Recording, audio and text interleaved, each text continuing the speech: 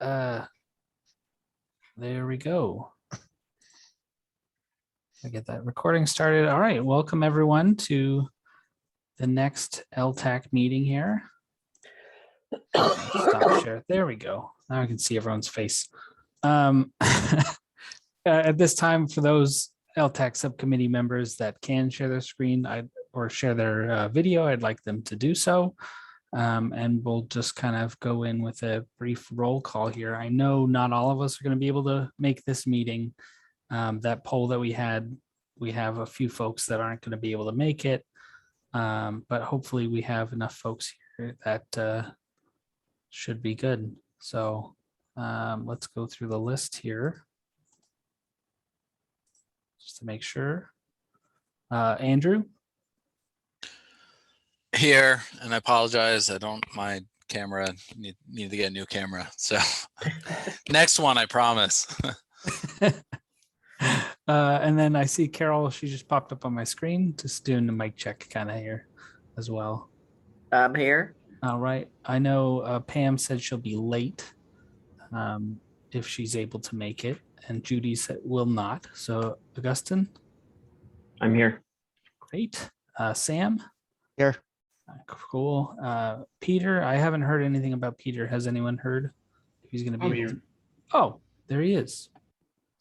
Poof. Poof. That was quick. Magical.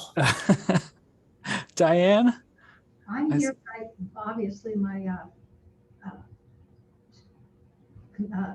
camera is not pointing in the right direction. I don't know what the deal is, but I'll work on that. Okay. Well, if it works. Corinne? I did not see her name. So I think she's out. All right. And then myself, I'm here. All right, great. And so with that, I'm going to turn it over to Augustine for any announcements as the chair. And let me bring up that agenda. Oh, sorry, I just lost my screens here. No problem. I can read on the list here. Oh yeah, that'd be great. The agenda is going to be review items from last meeting. So if we want to go through that. I think that would have been Judy's really nice spreadsheet that she put together. I guess Judy can't make it today, so maybe we can leave that for the next meeting for the less items to review. Sure. And then the next one would have been to review. I think what I started looking at was what Sam put together, which is really nice. And I think a lot of details. Thanks, Sam, for that. I thought that'd be great if we could go over that as a group or as a partial group, I guess, to go over those things. Sure. Let's see. I think I need to give Sam co-host in order for him to share screen. Sam, is it all right if you share your screen? Sure. Let me see if I can pull up the document here. Okay. Oh, someone's beat me to it. And then while you're working on that, I have a thought, and I kind of want to get everyone's opinion on it before I say this is the direction that we need to be going in. But we've done quite a bit of the legwork in terms of getting that especially with with Judy setting up that checklist and Excel document and kind of giving us all an idea of how we want to move through and flow through this kind of document here. But I think at least in terms of logistical ease, I think it'd be easier if we switched it over to a Word document, just so that way we can track changes between folks who type in their own, add or remove any items there. But I think, Augustine, you had started on kind of an overall sheet. Yeah, and I think that's a good idea. It's a little bit tricky to track changes in Excel, right? Or it's not, it's pretty tough. But to see what the changes are from document to document, Excel is really nice to do this kind of stuff because it's easy to edit and easy to modify. But you're right, I think Word makes it a little bit easier. Unless anybody has objections, I'm happy to put the stuff that Judy put together and that Sam put together here into that Word document and create one master. and then we can edit off that. I think I can give everybody access to edit that and track changes and do that.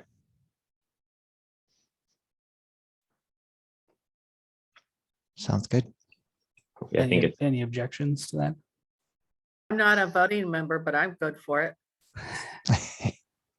cool. I think, Mine too. all right, I think that's what we'll do. So Augustine, that's going to be your homework assignment. So we're Perfect. starting off already. You're gonna set that up. I will check with our legal counsel. They're not at the meeting today, but just to make sure there's no weird logistical nightmares that we have to deal with in terms of making sure members of the public have access to any of these documents. For folks that are watching on the webcast, if you want any of the documents, email our comments inbox. It should be at the bottom of the webcast screen here, and it'll have the ELAPCA_comments to contact us to get a copy of any of these documents. We have had a few folks have interest, so they've asked for some of the draft documents that we got here, and they're aware that they're drafts, and we're still continuing our work on it. So, And also, I think in the interest of transparency, we could also, I could also host it, in the cloud somewhere, and if you want to give that link out to people, they could view it and just not give them access to edit anything. If that's easier. I mean, it's up to, I think it's up to you, Christopher, whatever works better for you guys. Or I guess Yeah. whatever's okay with legal, I guess. yeah, I think I'll have a discussion. I'll get back to you on Okay. exactly how best we could do that. Because I think that we have to worry about those serial communications if we're all editing the same document at the same time. Yeah. That And without if giving the public chance to participate. yeah, we can also lock edits, from this day to that day or something. I'm not, I guess talk about that separately. Yeah, we'll do that offline because that's over my head Okay, of what the requirements are. sure. So I'll probably get this together this week or so and send it to, I guess at this point I could send it to the whole committee because we've all seen it and I think the public's seen it, right, Christopher? Yeah. Okay, perfect. And So just I'll make put that. sure you get me in on there and Yeah. some other folks from ELAP, and we'll have a copy. Yeah, perfect. I'll put the whole list on the recipients and probably get that by end of the week or something. Okay. Sounds good. Thank you. So sorry to derail that a bit, Sam, there, but No problem. Okay, so can you guys see my screen? You put up Okay. just a little bit more. yeah, can you zoom in just a little bit? Sure. Especially for folks on the webcast, they have to share screen with whoever's talking. So Okay. How's that? looks good. Okay. It's better, thanks. Okay, cool. All right, then I think I'm going to work backwards because I just wanted to start off by showing some of the references that I added for some, really focusing on the microbiology methods, but I added obviously standard methods. I added this, and I think this is to me kind of what I kind of use as a gold standard, and it's the method validation of US EPA agency microbiological methods of analysis. And it's a fairly new document. It was revised in 2016. So it does include some of the new technologies like qPCR. Although qPCR is not that new anymore, but it is, it is part of this method development. So I really use this document heavily when I was updating each tab. And I don't remember if this was on there, but AOAC, the Food and Environmental Services, this was good because I really liked their terms and definitions. They was very clear. And so for a lot of these tabs, specifically like inclusivity and exclusivity, it was really only talked about in this document. So I included this, and I believe the ATP was already on here. So I used 4 documents, and I heavily use this one right here. And so, this is the document. I had it up and ready to show you if anyone's interested. Okay, so with that, I'm going to go back now and start with the first tab in the checklist. I think the main items that I added were like sample prep. I added concentration step. I also added an isolation and extraction step if one is trying to develop a PCR method, and then purification as well. if one is interested in developing a PCR method. So I added those 3 to the sample prep. I think it's appropriate under here, but definitely open to discussion on that. General info, I did not add anything else here, but I think this was intended for like terms and definitions, but I did add them in the individual tabs. So I don't know if we wanted to copy and paste it back onto here, but just wanted to mention that.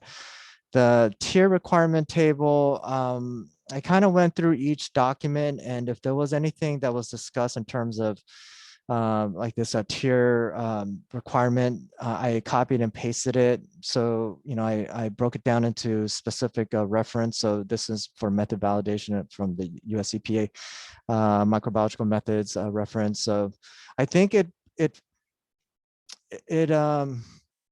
pretty similar to the initial table that was added on here. And I don't know where this came from.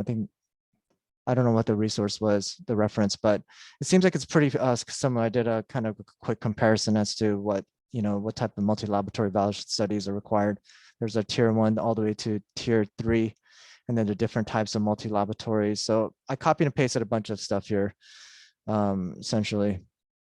For the screening and qualitative, I think we discussed whether we're going to consider this as either as a screening tool, or if it's going to be actual like qualitative methods. So I took this as like approaching it as qualitative methods versus quantitative, but I think that was what we were discussing last time. And I copied and pasted this table from the ATP reference where, if you're comparing, if you're trying to propose a alternate method, that's a qualitative method. And typically in microbiology, if you're going to use a qualitative method, it's really only for drinking water testing. And it'll show you how to do that side by side method comparison. So I don't know if this was appropriate, but this is the way kind of that I've interpreted the qualitative tab. QC precision, again, depending on the reference, I try to kind of go through each reference and copy and paste how they interpret precision. And essentially for microbiology, precision is just the percent coefficient variation, although it can also be used as the RSD. And then there's some more definitions, and for example, this ATP reference, how precision is interpreted. And then for accuracy, same thing, just kind of copied and pasted some definitions of how each reference material defines accuracy. And the RSC, as I mentioned, similar to the percent coefficient. And then RSC, nothing for microbiology and RSC or average RF linear regression. I did not find anything. For calibration, this kind of talks about how to, what calibration means in terms of more like support equipment. And then the calibration for when you're creating a standard curve for, let's say, PCR. So there's more just definitions. And then inclusivity and exclusivity. And this is really where I used the AOAC reference on how they define inclusivity and exclusivity. Essentially, it's selecting the right organism that's used for testing, whether it's the positive control or negative control. And then there's some more information from the EPA method, but it's more defined as sensitivity and specificity. The MDL as well as LOD, there's 2 references on how they define LOD. Retention time, of course, is not applied to microbiology methods.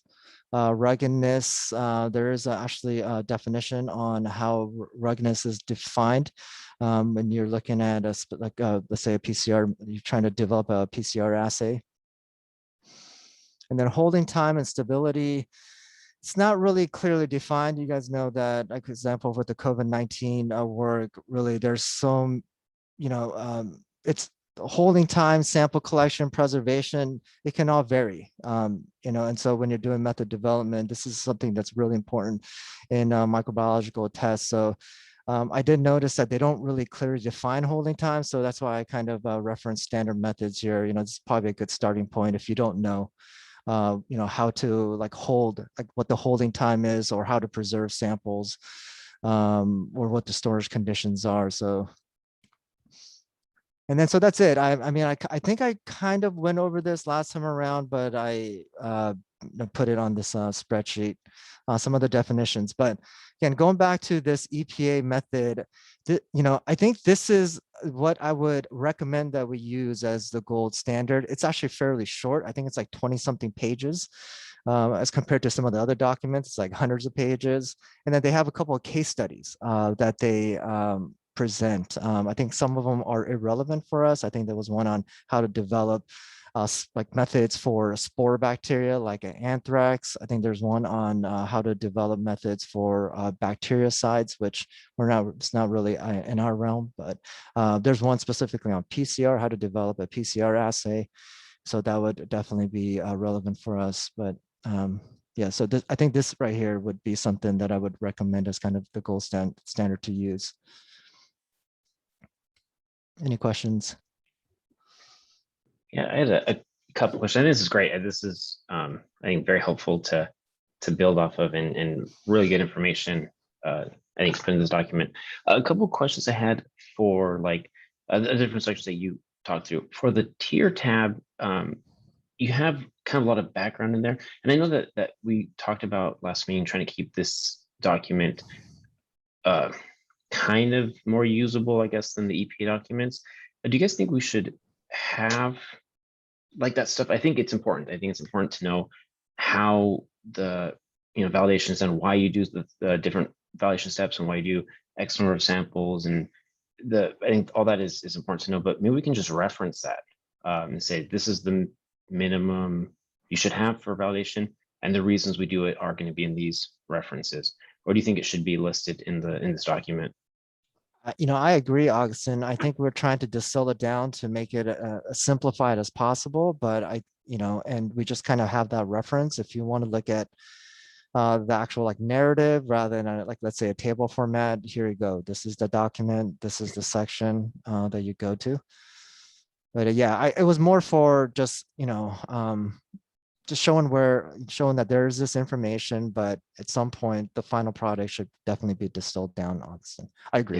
Yeah. And I think it's also useful for us to see where it's coming from, because we can all just copy the tables and put them in there and hope for the best. I think this is useful to have, so as we build this, we know why the things are there. Yeah, like you said, once we get it to the final document, we should distill it down to something, I guess, usable for the average lab user and regulatory person. Cool. Yeah, but I think it's useful to have for sure. One other thing I wrote down was so for qualitative, the screening stuff. So I know that in micro, I'm not so familiar with micro, but you can have a presence absence kind of, yes, this organism is there, or no, it's not, or quantitative. I think it would fall either or, right?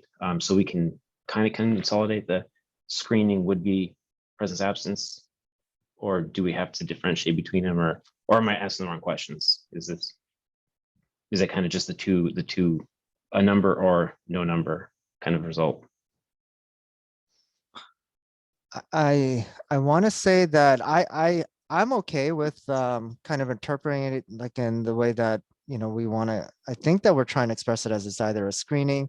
It is a screening tool for like a presence absence, and that's why I put it on here. And I should have actually added on that it's not just for drinking water, although I think typically when you're for culture methods, it is used for drinking water, but there is also the PCR presence absence where you can use it for essentially any matrix. And so there is a presence absence for if you're just doing the PCR, not the quantitative part. But I think for me, I think it's, if we want to just have it as a screening / qualitative, I'm okay with that. But cool. Yeah, I think it makes sense, because for this kind of method, you just have your minimum, your LOD of what you can detect, And if it's there, any concentration above that, it's not good. Right. So yeah, I think that's perfect. I think that kind of makes sense. One other thing I wrote, so I have a couple questions, but my notes are very messy, sorry. So when you listed the QC requirements for precision and accuracy, do you think we should call them out for the different techniques? Like if we're going to be doing a culture method versus PCR, obviously you're going to have different types of techniques, but if we start listing by technique, I feel like it might get kind of overwhelming because you'll have 2 techniques or more maybe for micro stuff, and then you have things for elemental analysis and then for chromatography and all these things. What do you guys think? Should we list them specifically by technique or be more general, or I don't know, what does the group think of that, about that stuff?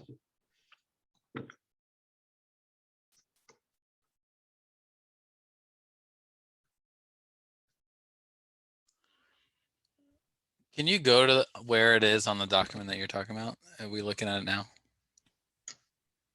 So I do have it on the tab here, and maybe start with the top. So this was initially added on here, I think, as part of like organic and inorganic analytes. And then what I added on was down here, the microbiology part. So I don't know if we want to talk about this part first, or kind of, I'll have it on here and I can scroll down, just let me know.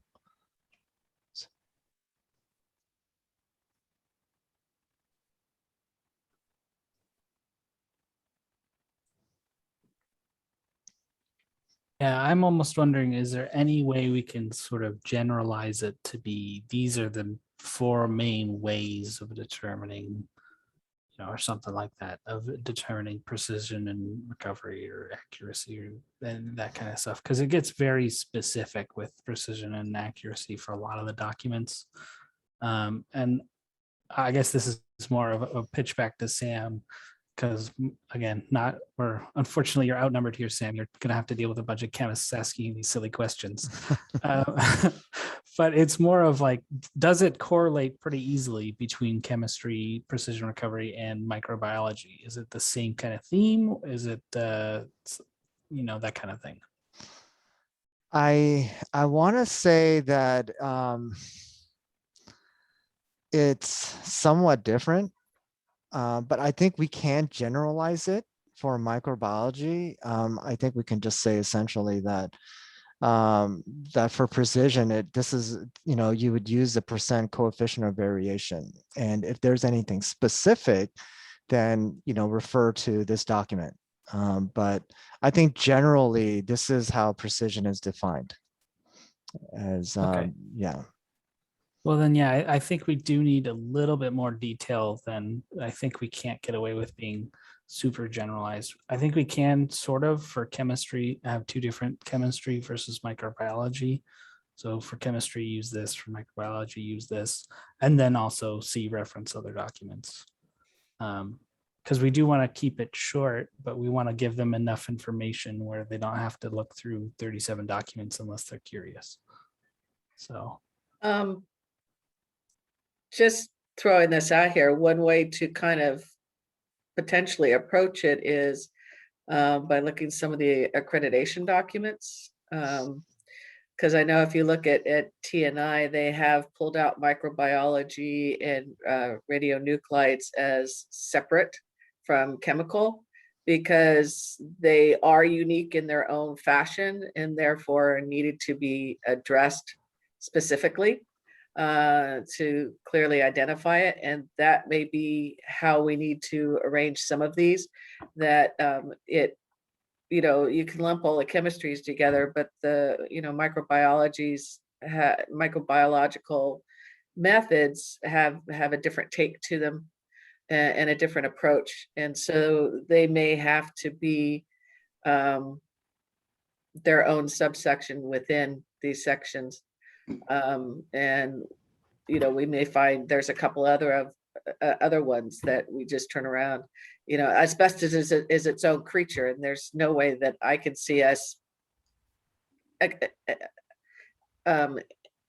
putting asbestos anywhere into any of these links. So we shouldn't be afraid to identify something that's not going to work as a generalization and go ahead and let it speak for itself. Yeah, to Carol's point, I think there's going to be, out of the dozen to dozen and a half tabs that are on here, I think there are going to be 2 to 4 where they're going to be a little more involved, where you've got to make the splits for the various disciplines, and they're, whether we link it back to some sort of here's a brief overview and here's the appendix that goes into the deep detail for it, or what, there's going to have to be some split outs for some of this stuff. Speaking as one of the biology people who, the chemistry stuff is just not gonna apply. And we don't want to force it.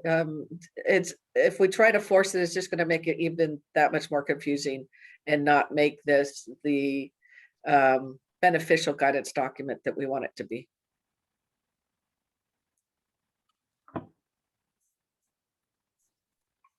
Yeah, we have to walk that line between future proofing, as in the new technique that comes out with a new determination. We don't want to say, oh, you can't use it because it's no good.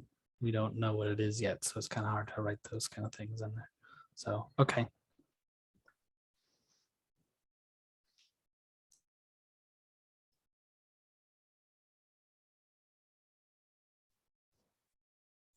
Augustine, did you have more questions for Sam? I know, oh, it looks like his screen has frozen there, but okay. I know some folks are having some technical issues. Yeah, and there it goes. Okay, so I'm gonna move us on then, because I took some notes as well. And I really appreciate it, Sam, with all the cut and paste and keeping everything together. Just because, I mean, we do want this to be universal in terms of its range of applicability, but we do need it to be general as well in terms of kind of these are the themes that we're going to have. And so I kind of want to move or pivot this over, because I think we're at the point where if we can put it back into a generalized format in a Word document with more of a narrative flavor, then we can then come back and finish this checklist up to make it a little bit easier. Because I think if we get, I mean, we're all very comfortable with being in the weeds, right? I mean, that's kind of what we do. We're all very keyed in on specific numbers and meanings and things like that. But I think we need to keep in mind that this is going to be for both laboratory folks and for our regulatory agencies, to give them kind of an idea of what kinds of things they need to be looking at when they're looking at new methods and evaluating, is this method going to be one that my agency wants to use? So I would kind of like to go for our next meeting. Maybe we can all have an individual kind of blurb, and everyone creates their own kind of short summary. Some of these are going to be longer than others, right? We just talked about how difficult precision is probably going to be in terms of making it separate but general. But then some of them are going to be a little bit easier. And so I think if everyone's okay with having a homework assignment for the next ELTAC subcommittee meeting, having everyone focus on one topic, and then we can bring them all together at the next meeting and then discuss however many we can get through in our short meetings times. I personally like having them 2 hours. It does make it a lot easier to meet once a month when they're shorter. But we can extend the next one if we're all okay with having a bit more to do in the downtime. So just the thought, and I kind of want to get some feedback on it.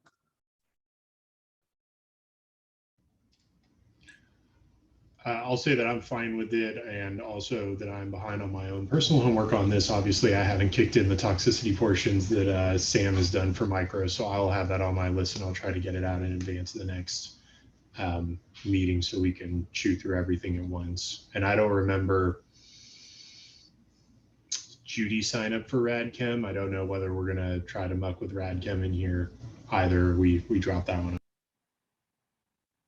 Yeah, I think in the interest of knowledge, I think we can always add to it later and get something as the basis and then go, wait, this doesn't make any sense for some of these things and add them on at a later point once we get a better idea of how this document's going to work. So I think we'll hold off on RADChem for now unless anyone has a dying wish to do it to start with it. I'll put a placeholder in for it for after. Well, perfect. Welcome back. Yeah, sorry, I was only out for a minute, but yeah, back here. Okay. Did you catch what I proposed the next Yeah. plan is going to be? Great. I think that's a great idea. Yeah, so I think it'd be good for everybody to get a little bit of the feedback, and then at the next meeting we can all go over those. I have a suggestion that somebody is keeping track of who's working on what. So you don't have 2 or 3 people working on the same tab. I'm writing things down. I've already given Augustine the Word document for taking this stuff and putting it into more of a Word format as the document controller. And Peter, your next task is toxicity provisions. So you probably have a big lift there. Yeah, I will. I mean, I think that it's sort of a plus minus where the quality aspects of biological testing are both more complicated, but also somewhat simpler than chemical, and just there are fewer sort of rules and calculations. It's a little more superfluous, if you will. So I'll kind of add in the very highest required points of things that you should look at, so it's not super overwrought with this. And I'll distill it down and see where it lands, and then we can talk about it as a group. All right, that's good. Hey, Chris, I got actually a question for you. One of the things that, and I don't know if I don't remember if we ever discussed this, but I'm assuming that this guidance document is going to have something like this here, where in the EPA document that I mentioned, it's kind of like that I've been using as the golden standard, is this method approval process. Are you guys going to be the one? The ELAP is going to be the one to kind of come up with a process as to, you use this guidance document to validate or validate a method, and then here is the process to actually get that method approved. So EPA kind of in this method, there's like, I guess, 3 different tracks. One is like getting it approved as a reference method. One way is getting it approved through ATP, and then the other one's through like a method validation outside of the ATP program. So is this something that you guys will kind of come up with, or are you tasking ELTAC to come up with this as well? Because I think this is where a lot of the hangup happens, right? Yeah. Where it's got to go through all these processes, and it's got to get approval, and then eventually becomes EPA approved. Right. Okay. So you know what? I'll add that as my homework assignment to write down at least how it works right now. So the EPA is kind of nice in that it's the same body that does both the method development and the approval process, and is the regulator that receives the data.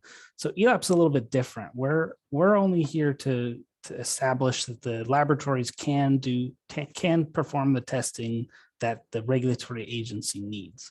So ultimately, what method is going to be approved is going to be determined by that regulatory entity, and we're kind of separate from that. So, I mean, in some instances, we're kind of tied together, like drinking water. Everyone knows that the state's required to have a primacy program in order to have drinking water as a testing, in which all states except for one have the requirements in place. And so we consult a lot with the Division of Drinking Water, because ELAP is housed in the Division of Drinking Water. So we have a great communication there. For wastewater, it gets a little bit less clear because it depends on kind of which program is regulating it. But again, it's mostly the State Water Board that mostly does all of the determination. And for the most part, the methods are listed in a federal register, so approved by the EPA, that kind of thing. There are some state-specific analytes, and those are, again, which method is used is approved or determined by the agency that's going to be receiving it. So, there's kind of a balance there of ELAP only wants to offer methods that are useful and that we can review. But then there's also the needs of the agency, right? So they may just have a screening need. They may have, you need to be super precise. They may need a super low detection limit. And so that's a little bit harder for ELAP to say, well, this is the method that we offer. right? Because it may not exactly meet their needs, and so they're going to need to ask for something else. So yeah, I think I should add something in there of what does approval look like? How do you get approved? Who do you talk to? That kind of thing. I think I'll work on something like that and put that into the section, because I think that's kind of something that both labs and agencies need to understand well in order to make this document useful to both of them. So Awesome. Thank you. And this is Andrew. If I can add just a little bit to that, as far as context, is sometimes the approval is not actually the state, it's the EPA. And so there's specific tracks to go through that process, which is basically your tier 1, tier 2 validation. And if you're wastewater, and then kind of a national approval through the drinking water track. So that's why laying it out is a little, having kind of paths of where you go. And this general document, in my view, is really just an outline of method validation and kind of the various elements and requirements that you may come across. And then each specific agency that that is receiving the data, they will make that determination of what they're going to require and what they go, or what track you'll go through as far as getting approval. And then ELAP would be separate than that as far as the accreditation. And I agree with Andrew. I mean, if we try to address all the ways that a method can get approved, we're going to have a 500-page document that's going to be confusing, and it's going to be, if you want, we're going to have a lot of if-then statements. It's like, if your idea is to go this way, then you're going to have to go to page 286.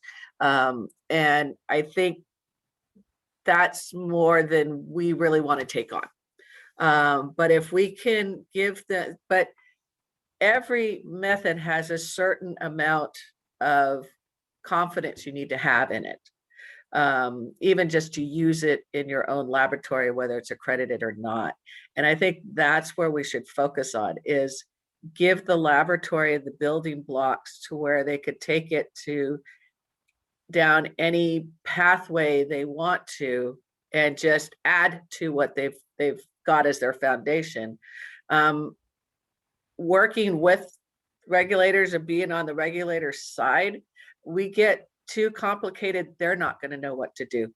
They're not chemists. They don't understand the weeds. So we don't want to get too caught up in the weeds. Otherwise, the regulators are going to go, well, this isn't really useful to me. But there's a commonality in there. Regulators know that calibration needs to be involved, that there needs to be some sort of quality checks involved, that I need to know my biases and my precision and my accuracy associated with my data. And so potentially, if we stay kind of at that upper level of the grass, that it will become, very useful for everybody. And we won't get caught into we forgot about this and we forgot about that. It's like, no, that's kind of like next step. That's when they have to get into the weeds of exactly how they're going to get ELAP to accredit it, or how they're going to get the federal government to accredit them, or whatever. That's something I really don't think we want to take on in this document. Carol, I think you explained that really well. Would you mind volunteering to give kind of a general overview statement of the entirety of the document's purpose? Is that something you think you can do? I'll give it a shot. All right, that sounds great. You're on the list now.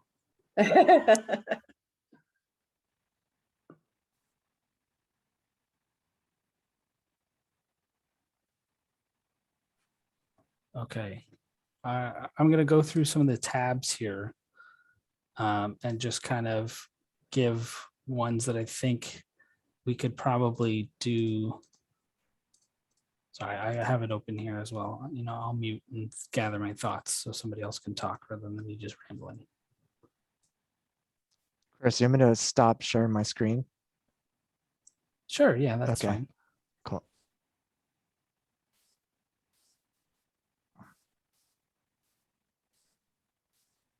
Now, Sam, I had a kind of a, I guess, general question on validation for inclusivity, exclusivity for micro stuff. When you do things like making sure you have the right organism, is there, would you think that we should have something in, or is it make sense to have a criteria of what kind of organism your control is, right? Like you want to make sure that's not a response for the wrong organism. Like, can we say, you know, E. coli versus polar bears, or does it have to be, you know, two different types of bacteria or something, you know, a little more similar? Or I don't know how normally it's handled for micro stuff. So yeah, I mean, normally when you have like an established method, they already have like a specific like strains that you can use, and typically you order them through ATCC, and it'll tell you the strain to use for the method. So I mean, you know, the person who's developed the method, they should know what organism that they're targeting, right? If it's like E. coli, then they can go to ATCC and look for E. coli strains that they can use, potentially use, or they can isolate themselves, you know, but they'd probably have to do some kind of like a first step where they do like PCR well, they do like a culture method, and that they confirm by PCR that it is in fact E. coli rather than some kind of like false positive.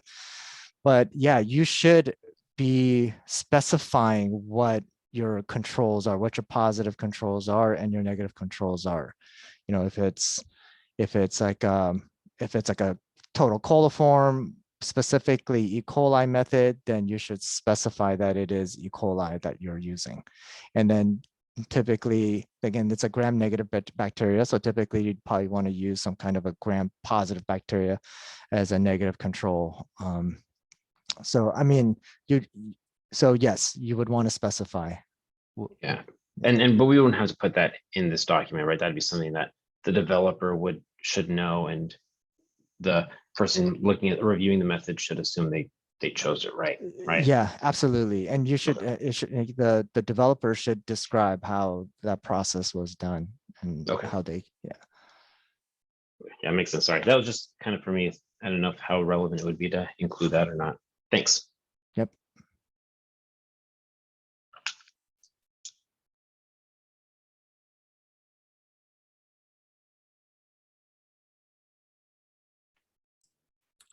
Okay, and then just kind of general themes here in terms of how we want to organize this.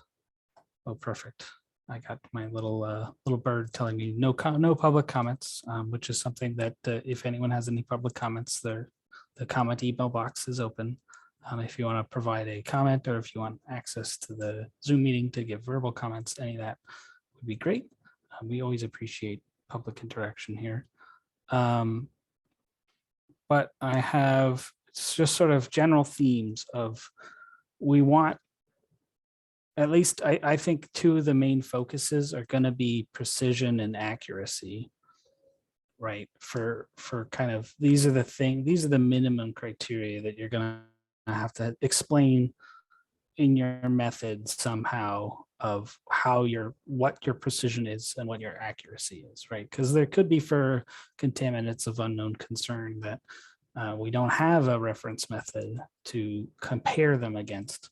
And so that's going to be a little bit more challenging in terms of determining which ones are going to be good, and then kind of what methods are available to determine what kind of criteria you want to use for determining the precision and accuracy of your component. So those are two areas, huge ones, that are going to take a significant amount of work for somebody to try to describe narratively. And then I think the next big topic is going to be calibration. And it sort of kind of applies for some micro stuff, but not others. And so we'll have to have a separate section in that one as well, in terms of what microbiology kind of aspects are going to be there too. And then the last one is probably going to be the MDL LOD, the low limit of detection. So at least I see those four, for sure. And then another one we're going to want to have is ruggedness testing, right? Some kind of way of demonstrating that your method works across whatever matrix you're intending it to be used for. And you know, minor changes that could occur in your laboratory. And then holding time and stability, but that one will be short. Right, because you need to know how long the analysis is going to be good for. So how many is that? 6, 7 extra sections? So we're not going to get all of them done by next meeting, at least not with the folks that are here. But does anyone want to volunteer to tackle any of these sections?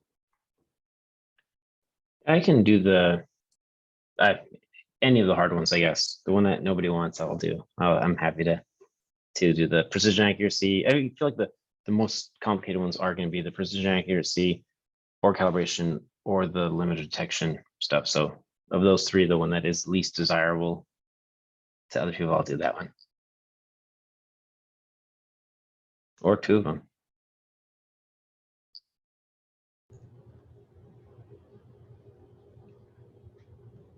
And I'm going to be horrible here and say that we're hoping to go live on our new LIMS system in the next 6 to 8 weeks. My time is pretty well taken up on migration. I'm sorry. It's no problem. We're all volunteers here, so it's really as time permits. I know the holding time section is going to be short. Do you think you can write a short blurb for that kind of thing, Diane? And this is for the bacterial analysis only. This would be for both, right? And it doesn't need to be a specific thing. You can just say, see EPA document this, right? Because this has the best that we can see of what you should do for determining holding time. Okay, I will do my best to tackle that. All right, sounds great. If you ever need a salesman's job, give me a call.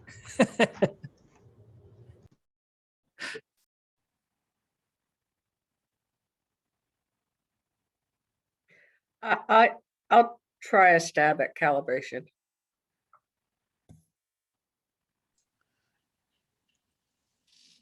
Hey, Carol, this is Andrew. Yeah, Would you mind switching and I'll take the purpose or the purpose of the document? Can I take that from you? no, I think I kind of have that in my head. Oh, okay. I thought I'd be good at that. I'll take the MDL LOD.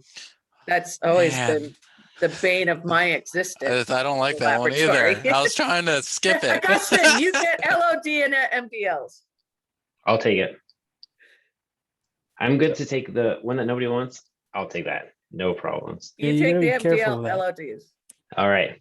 All right, Augustine, you're doing both the compiling of the Word document, so kind of the existing material that we have, and sort of synthesizing it into those categories that I kind of gave here, and then you're going to do the MDL, LOD, LOQ, whatever other name, RL. And I'll lump all those acronyms into one section. Andrew, do you want to take calibration? I can try my hand out at ruggedness. Sure. Why not? None of us want precision or accuracy, I can see.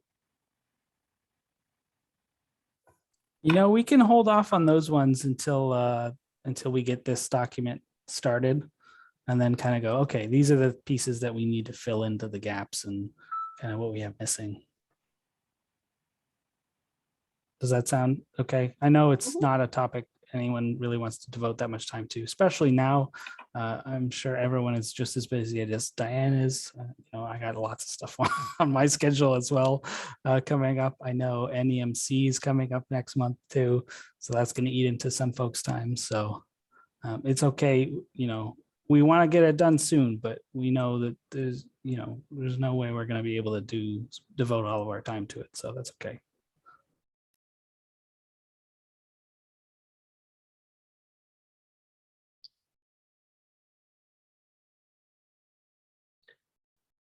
And Christopher, for the meeting next, or our next meeting, did you want me to compile everybody's sections together?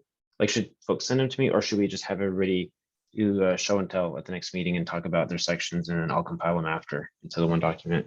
So you can compile them before. Okay. I would just for the serial communication, it should be everyone who's finished a section can send it to Augustin, but that's it. So Augustin, once you get it, you shouldn't share it until we discuss it at the meeting. Okay. Perfect. Yeah, that works. Cool. Because that way everyone sees it at the same time as the public, and we can, pass it along ahead of the meeting. Kind of like we did with Sam's and we did with Judy's, the checklists here. We want to give the public the option to provide useful comments just as the same time as any of the committee members. So. Perfect. We want to wait for Augustin's transfer of all this Excel sheet over to Word before we start working on it. I think we can start kind of writing a little bit ahead of time. That way Augustin can kind of fill in the gaps with what we have here, what's missing, because he's going to try to do MDL LOD. LOQ, so he's going to have his hands full for a while for that one too. That's true. That's true. Okay, so let me make sure, I'm going to go down my list and make sure that folks who have a task are listed here. So we got Peter's doing toxicity provisions. Augustin's doing, he's doing the final Word document with all the Excel stuff and MDL LOD. I'm doing kind of the approval process and how a method would be approved by an agency, and what ELAP's role is, and kind of fill in those gaps there. Carol, you're going to do the general purpose and overview. Oops, let me cut that over. Diane, you're going to do holding time, stability, that kind of thing. Andrew's going to tackle calibration. Oh, and I think Carol, you said ruggedness as well. I'm going to take a stab at ruggedness. Okay, great. So I think we have everything except precision and accuracy, but we kind of discussed why we're not going to have those at least coming up soon. Is there anything anyone feels like anything is missing in terms of general themes to kind of plot down as we get started? I was going to say, yeah, the rest of the group. Didn't make it to the meeting. You get the precision and accuracy.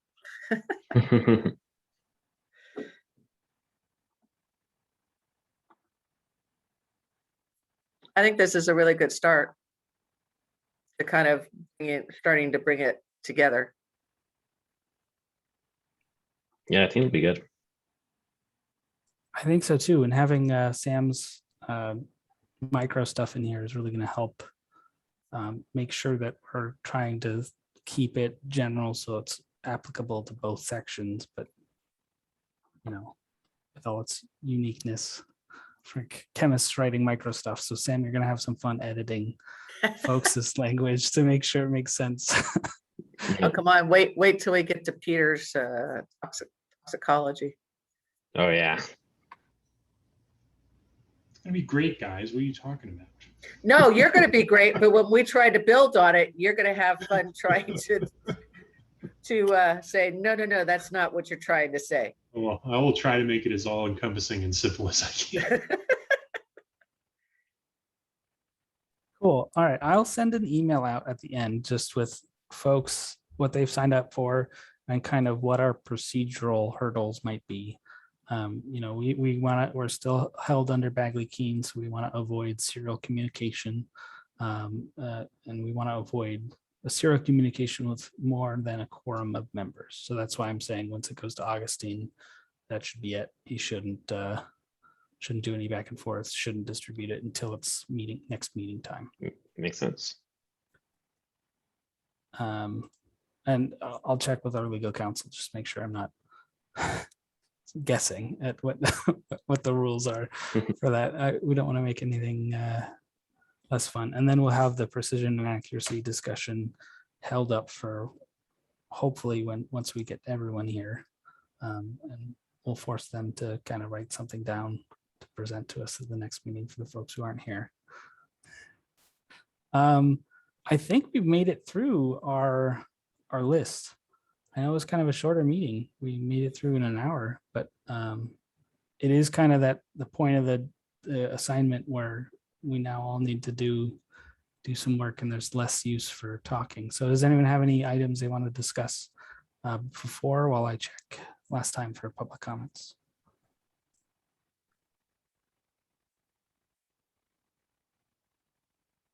I will actually say something just as encouragement to everyone and a thanks.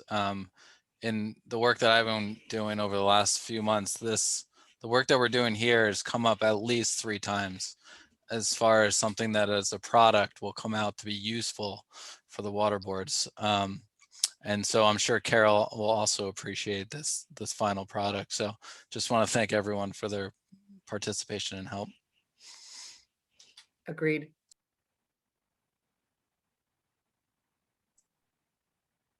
All right, since we got a little bit of extra time and you guys said you'd be able to be here for a bit, I'll plug the next full ELTAC meeting, as everyone here except for me is a member.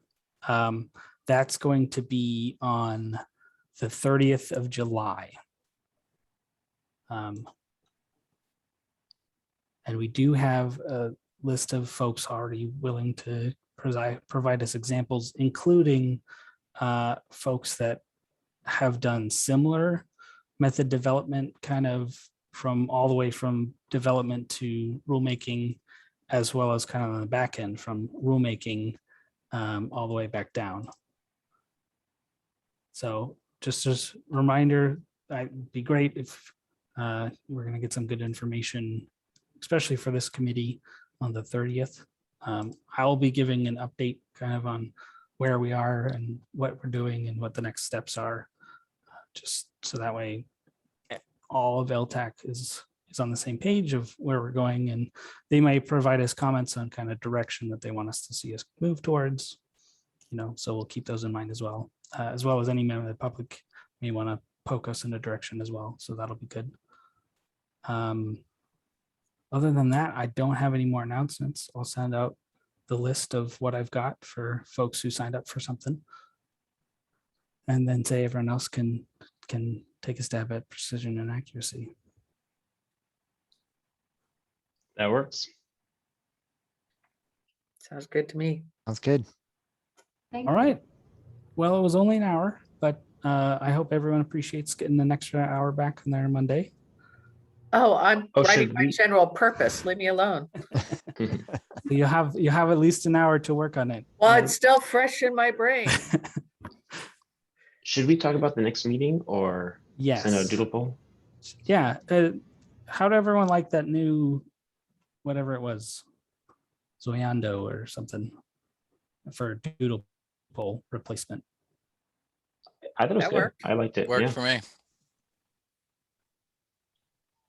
I think I did get a few folks that did not sign up for it, so I'll make sure to announce it. And if I have somebody's email and direct, although I guess nobody would be able to tell me that if it was wrong.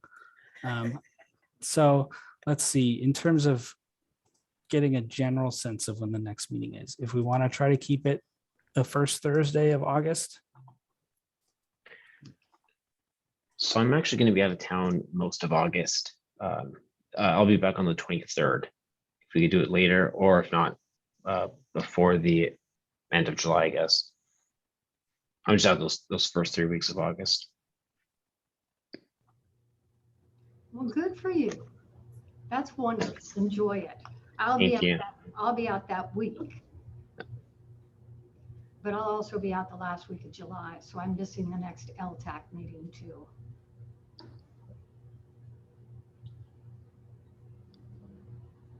Then would the week of the 23rd, we want to do that full suite and have every day open? So I don't want to got any opposition to that week. I'm looking at my calendar here, and that might be good to have it a little bit later. I do know NEMC is around the 11th. I think it goes from 4th to 19th, something like that. I think Those so, weeks. yeah. So maybe push Yeah, it I back think- to. It would be good to go in the back half of the month because I think everybody's walking away with probably the heaviest lifts. Well, speaking personally for myself, in terms of homework assignments coming out of this meeting. So I think trying to jump on the front end and doing it in 2 weeks, you're not going to have a whole lot to discuss by then, probably. That's possible. Okay, so I'll send out a poll for week of the 23rd. Perfect. Sounds good. Sounds good. Thank you. Right, and then just the last call for any public comments.